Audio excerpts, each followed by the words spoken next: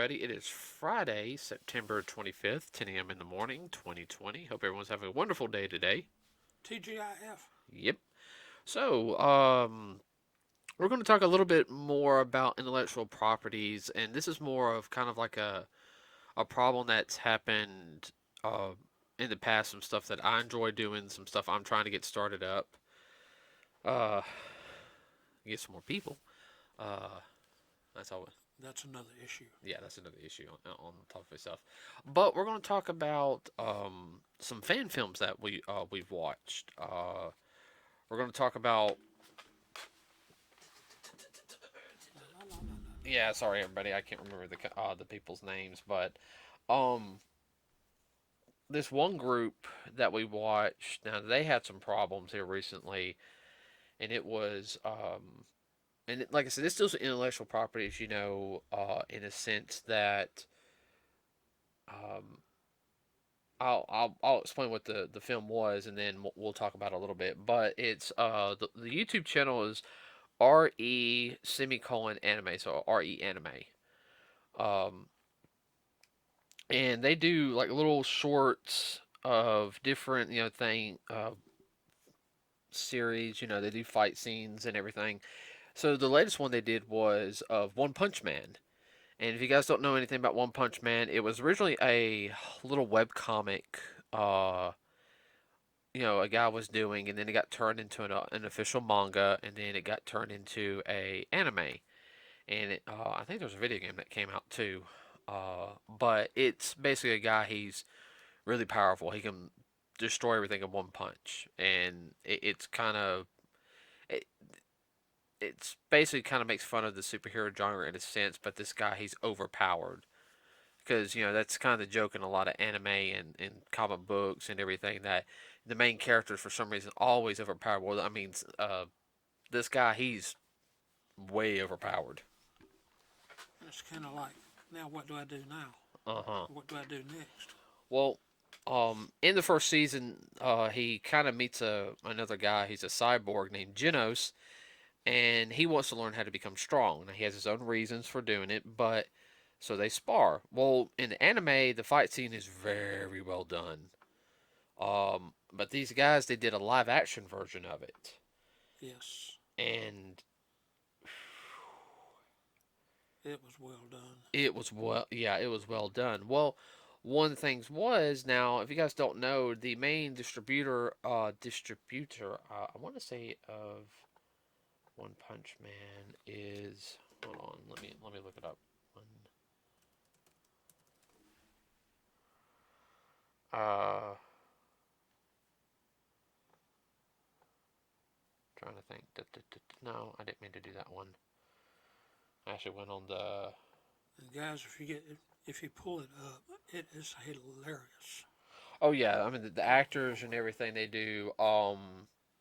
It's right along with the manga and with the anime, but all the above, they're funny. It's not meant to be taken real seriously. So it's okay. So it is, and I'm reading it. So it's run by it's in Weekly Shonen Jump, or should say the remake is, because the original um was on Shueisha's Torino Young Jump website starting in 2012. That was the original web comic, and then they remade it and shown it, and it came on Weekly Shonen Jump. Uh, I don't think it's weekly. I think it was monthly. Yeah, But anyway, um, and the writer, all we know, his name is One. Nobody knows who he is. Here, I mean, we really don't. He identities really is a secret, but Uh, it's illustrated by Yukisi Morata, published by Shueisha. English publishers Viz Media. Imprint is Jump Comics. English magazine is Weekly Shonen Jump. Demographic was like a Senai and everything. But the studio that the series was done was on Madhouse, and JD staff is licensed by Crunchyroll and Viz Media. Original network is TV Tokyo. English network is Animax Asia. Of course, Also, that's overseas, and then Adult Swim Toonami. So, yeah, A lot of people have their fingers in the pie. yeah. So, and the thing was that it also sparked a lot of controversy in some sense. Is that the um the people, I guess you can call the suits, as we call them sometimes, Yeah. wanted to take their channel down, as well as this fan animation. I mean, you just look up live action Saitama versus Genos, or One Punch Man versus Genos, uh, and you can find it's really well done. It's only like what, about four, like just under 5 minutes, Yeah. and they wanted to take it down. And they were RE Anime was actually fighting for a while to keep their channel up. The whole thing is, what was their beef with it? Right. Now this gets into another group, and I know theirs actually video actually did get pulled.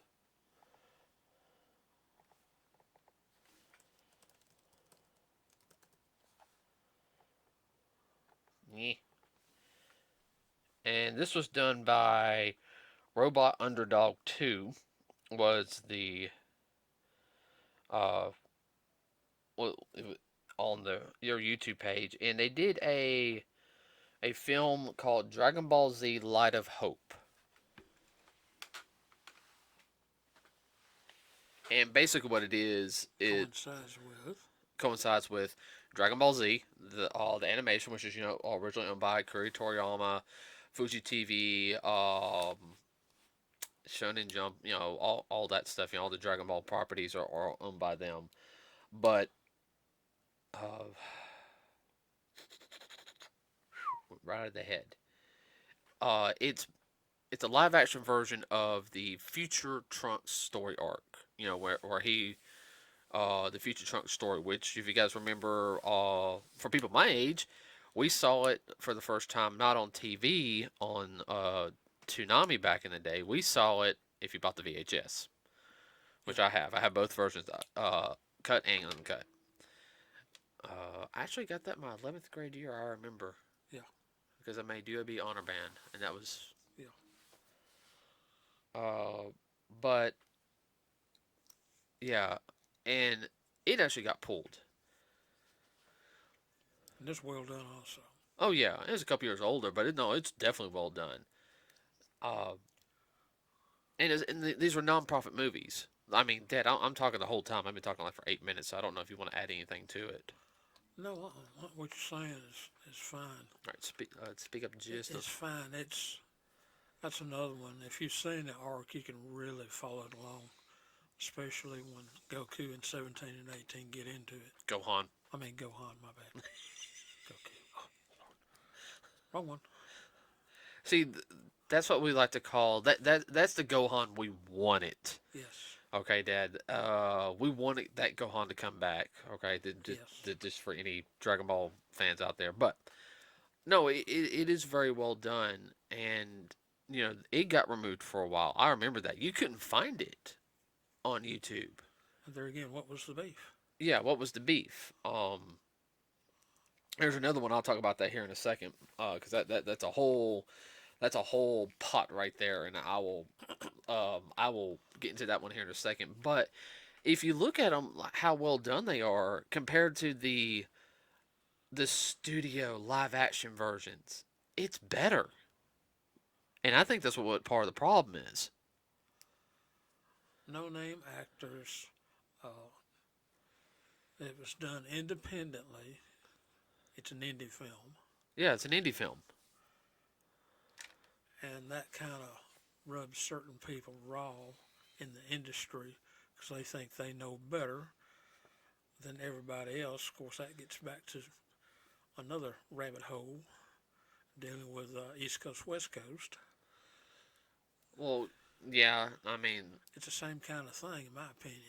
Well, it's not only that. Even Japan does a lot of good live action stuff on some of their properties. Okay, but on certain things they don't do. I hate to sit there and say this. Their anime adaptations to live action are very much hit and miss.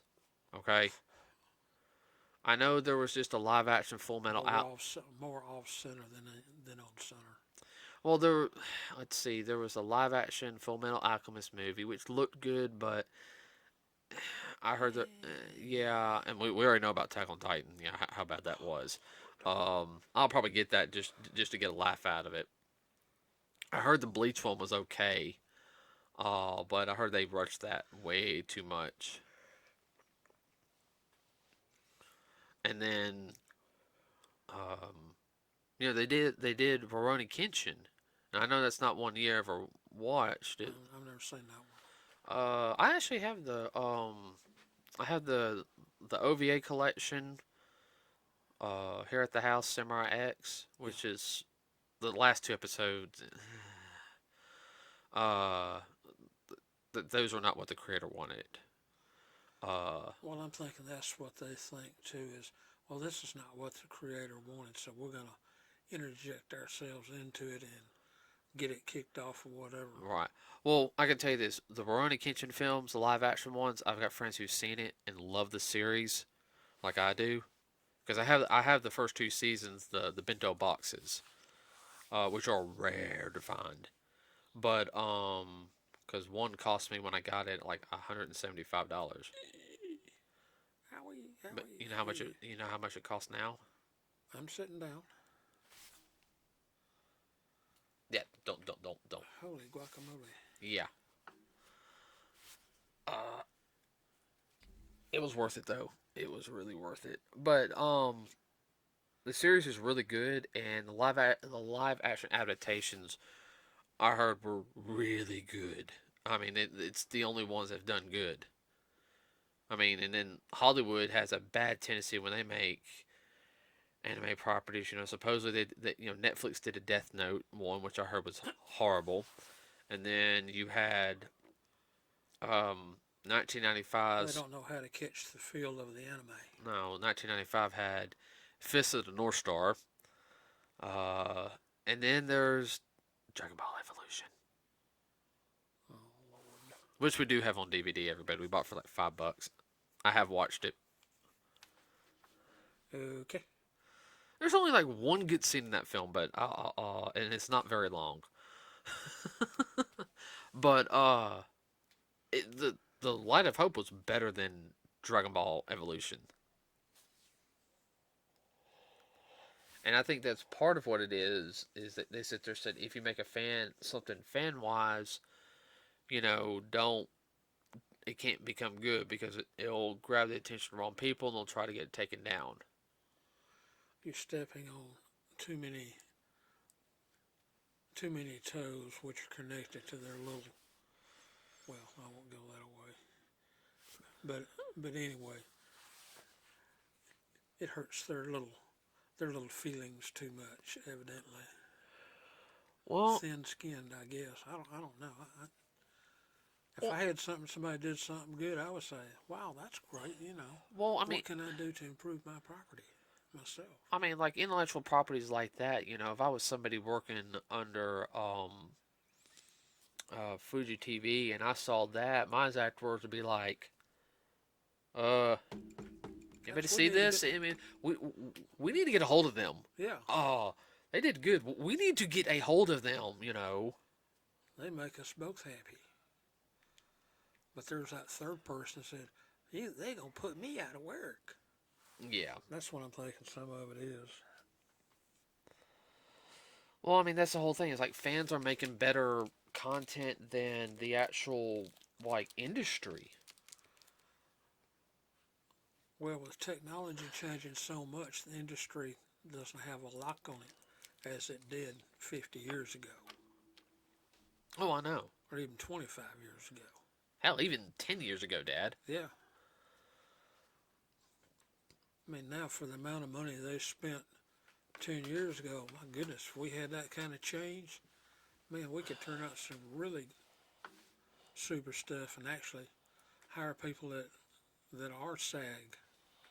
Oh, I'd love to hire some people to do stuff with us. Yeah.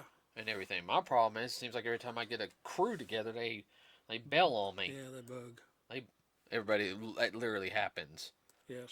I start getting everything. Oh, I can't do it. And I'm sure there's other people out there that experience the same thing. Thing. We know your pain. Yes, no, your pain. Dad has heard me curse and complain and Thank God we ain't got no dynamite he can throw around and blow up stuff with. no, that's what PlayStation's for. Oh. What, you're laughing? Yeah, I was just thinking Oh, I mean, what was the movie? a slash and burn game. Yeah. Oh, you're talking about my Yeah, Wars Orochi game? yeah. No, I was thinking of Triple X when Vin Diesel sit there and said, "Think PlayStation, blow shit up." Pardon my language, everybody. Um. That was funny. Well, and getting into some other things. There was, and it's becoming popular now, and I'm working on one myself. Uh, but there was about 5 years ago. There was a Power Ranger fan film. It was unauthorized, and they call it the bootleg universe. But it was by, I think the guy's name was Joseph Kahn was his name, and Boy, they really did get their butt hurt about that. oh Ooh, man, you know, and you sit back and think, well, what's the big deal? I mean, they didn't make any money on it, and they didn't use anything that was, what's the word I'm looking for? Registered trademarks without permission. mm-hmm. What's the deal? Well, I mean, That's the only thing I can think of is a lot of these people are afraid they're going to be put out of work. Well, it's understandable if they put out poor quality, low quality, and somebody else can come in there and do it for a tenth of what they do it. Well, well, what are the major people going to think? Well, what do I need you for? I'll get these folks over here to do it. well, I mean, that really started up that bootleg one. Yeah, Power Rangers started up a big controversy because one, some people didn't like it because it was a dark and gritty Power Rangers. Like, I mean, it was like really really dark and gritty. Uh, but the director, I think this was not G. no, and he said he was going with more so, and I understand where he was coming from on it in a sense. Like he said, what would be the psychological impact to the average kid? He was treating this universe like this ain't the Power Rangers where the kids have the good moral compass. There's like, yeah, I got to deal with all this stuff, but I have to. I got to protect the. Didn't have what we like to call the superhero drive. You know, in a sense where this was more of more. I guess we can sit there saying like more kids today. How would they deal with it? It's supposed to be PG-13. or more because there was some drug use in it, Yeah, and like one because they NC-17. right NC-17 because they were trying to show like the psychological impact or of it. There was a little more realism in it. Yeah, and the film was well done. Like, Oh yeah. I mean, uh, the fight scenes were done well. It had the guy from Dawson's Creek. I can't remember the actor's name. Save my life. Uh, I gotta look his name up real quick so I can get.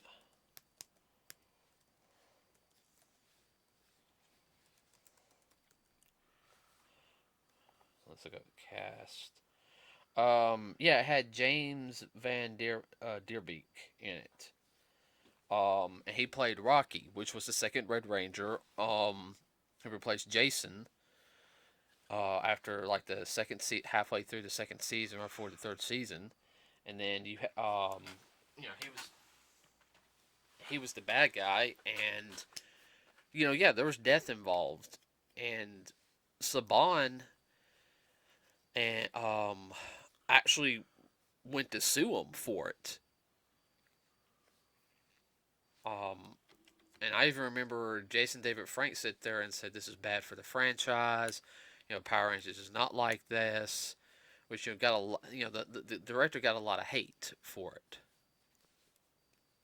And now and I'm not into the whole artsy thing on the directors and everything, but Well, this was a different telling and a little different story. I mean, what's the he big wasn't if? he wasn't making any money off of it. He sit there and No, said flat out, I'm not making any money. I did this. I think he also I think I don't know if it was like a project or something he had to do um or what, but I mean I enjoyed it. there again, what was the problem with it? What was the real problem, not the alleged problem? Right. Intellectual property rights. Well, Well, so define it. it was Saban, and you know, Well, that's enough defining right there. you know, and if you guys don't know, Saban really bad about It's being all about power, money. power and I money. think I think I think we've talked about Saban a little bit last time. Yes, we did. But and now Hasbro has control over it, and there's a couple of fan films coming out. There's what is it? Um, I think called one's called Shattered Grid, which deals with it's like a Time Force type of thing. There's another one called The First Ninja. I think there's another ninja one too. I'm not sure. I think one deals with. I have to double check on that one. I think it's done by the same group of people though. There's one called Blood of the Grid, and then there's Unworthy. Well, didn't you say that Hasbro is a little more enlightened and they're looking further down the road, not to the immediate effect, Well, thinking in the long run this is that's going to what get better? because Hasbro hasn't done anything, and Hasbro can probably if they wanted to, they could come in, they could shut them down. Oh Hasbro yeah, has the money. yeah. Uh, but I think what Hasbro's thinking is like, okay, they're not making any money off of this. They're getting their names out there. Uh, So why worry about it? It's not. How is it hurting us? It's not. no, If no, anything, it would.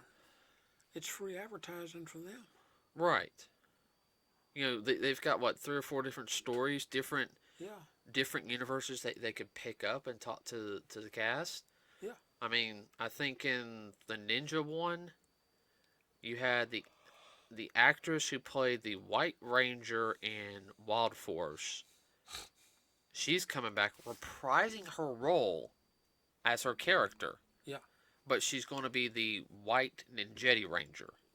Which, if you guys don't, I don't mean Ninja Ranger, I mean Ninjetti, like from the original '95 movie. And then you have the guy who played Andros in Space. He's one of the main people in the Blood of the Grid. He's coming back reprising his role. And the guy who played Sky in SPD is going to be in the Shattered Past, reprising his role as Sky. And people are on board for it, and they're getting money to make it, but they're not making a profit off of it. I think they're making, the guys in charge are making enough to be able to do it for a living, but like I think they're doing it just enough to where, like, if me and you were doing it, we Yeah. could do that for a living. We'll just make fan films for a living. We make enough money to where we can pay our bills and everything, Right.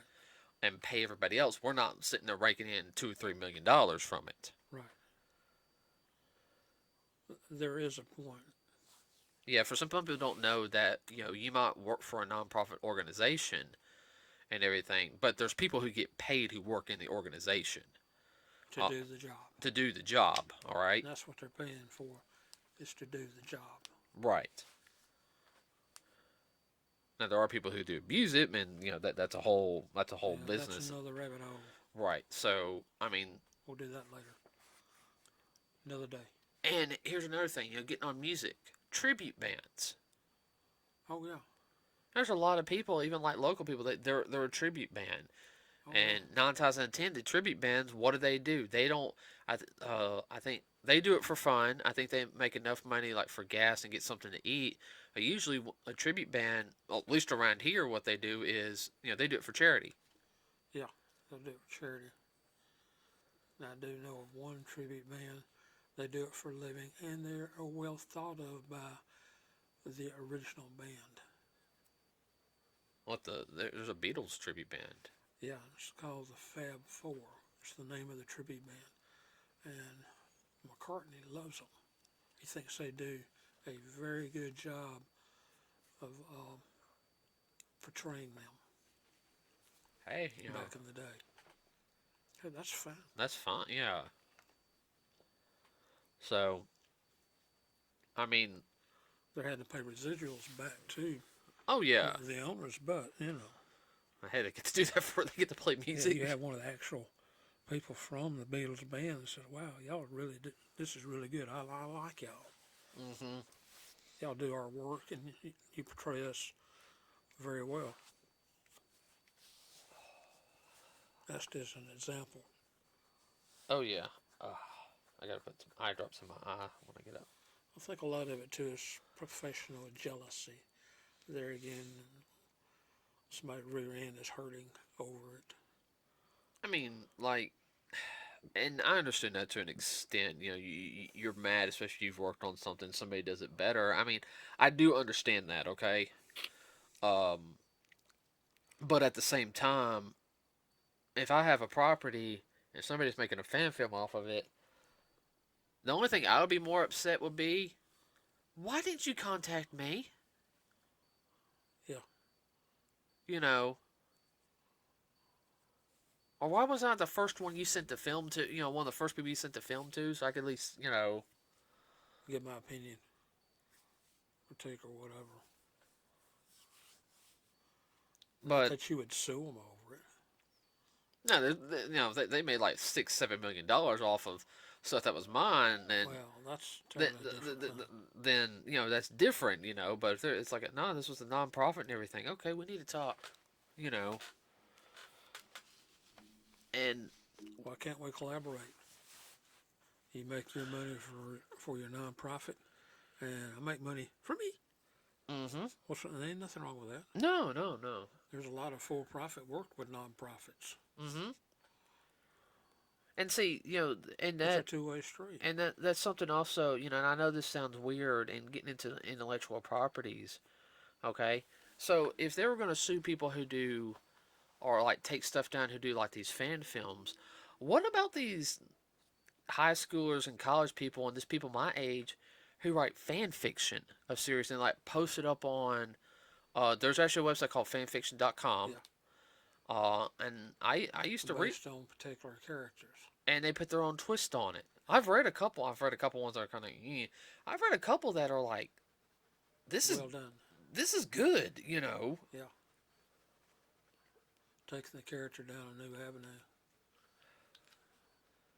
Uh, Well, some people are just not, the term is enlightened enough. so, I think that's as far as we can take this conversation today. What about you?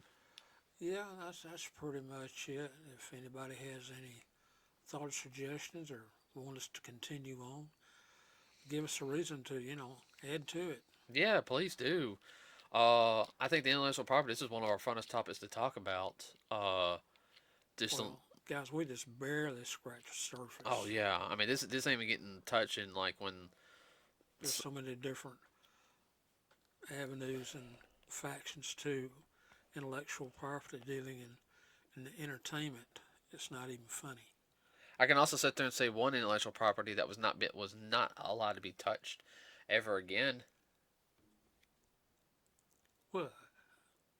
Okay, after the second season of Power Rangers, they did a 2-episode series where they went to another planet supposedly to find Alpha 5's creator. Yeah. All right, that's when they introduced Mask Rider. All right, it only lasted one season, and and what Mask Rider was based off of was the last season of of the series Kamen Rider, which was Kamen Rider Black RX, which is is pretty much like the second sequel series, like where Yeah. the same actors come back. Yeah. Um, it was so bad that the creator of Kamen Rider said, "Do not let Saban touch my baby again." So the intellectual properties were banned from Saban. No, I'm being. Oh, I know you are, but it's just funny. But now the intellectual property of Kamen Rider was touched again in the mid 2000s for Kamen Rider Dragon Knight, which is actually respected in Japan. It was not done by Saban. I was getting ready to say though, Savan didn't have his hand on it. Saban did not have his hand on it. Uh, so, all right, everybody, that's it for today. If you like what we do here, please like and subscribe to us here at Nerds with a Cause. Leave a comment down below on what you liked about this podcast. Don't forget we have a Facebook page. You can put a comment or post something on like a topic you want us to. Ooh, excuse me. Want us to review articles? Those are welcomed. Um, it really does help us out, everybody. I mean, If you disagree with us, that's fine that's too. We'll take that up in a pod. in a podcast. Sure. Well, you guys, you can disagree with us as long as it stays civil. That's all we care Yeah. about. Exactly. Okay. All right, everybody. Have a great, wonderful weekend. It's the Be safe. last weekend of September. Wow. Yeah, and I don't know where y'all are, but here in Alabama, it's actually kind of cool for this time of year. Well, yeah, I see how it is. Fall just came in, and boy, it came in with a little bit of a cold snap for this part of the country. Everybody, it's been a long time since it's been in the 70s here in Yeah. September. Yes. And they already said it's going to reach down to the 40s next week, one day. Yeah. And that has not happened since I was a kid. Yeah. I think we're in for a long, cold, hard winter all over the whole U.S. Hey, as long as it gets snow during Christmas. I know a few people up north. I know y'all hate it, but down here it's a rarity. It's a rarity. We love it. Yeah. Okay, everybody. Have a wonderful weekend. We're out.